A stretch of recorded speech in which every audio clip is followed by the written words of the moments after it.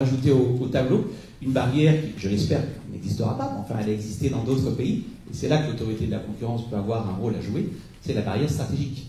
C'est-à-dire que l'opérateur, historique ou pas d'ailleurs, l'opérateur dominant sur le marché, peut parfois, dans certains cas, abuser de sa position dominante. Et c'est là où on voit la distinction entre les régulateurs sectoriels, qui a l'expertise sectorielle, et l'autorité de la concurrence, qui n'est pas en charge du ferroviaire, elle est en charge du fait que sur un marché, on a le droit d'être dominant.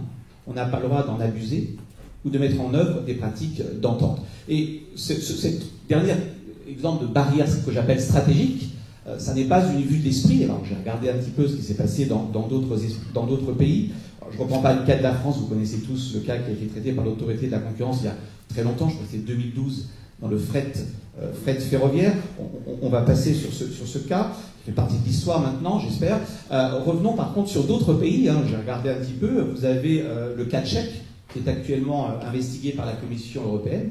Il y a une notification de grief qui a été envoyée à l'opérateur historique, accusé, je cite, de prix prédateur. En clair, de casser les prix, de fixer un prix inférieur à son coût incrémental de long terme, en défaveur, bien sûr, des deux nouveaux opérateurs qui sont rentrés sur le marché. C'est un exemple.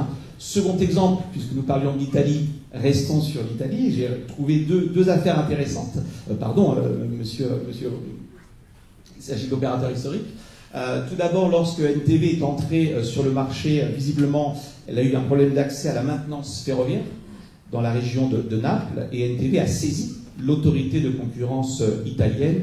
Tout cela s'est résolu non pas par une décision de sanction, mais par des engagements. Les engagements consistant à rendre l'accès équitable à cette infrastructure de maintenance ferroviaire dans la région de Naples, selon des critères objectifs, transparents, et bien sûr orientés vers les coûts. Troisième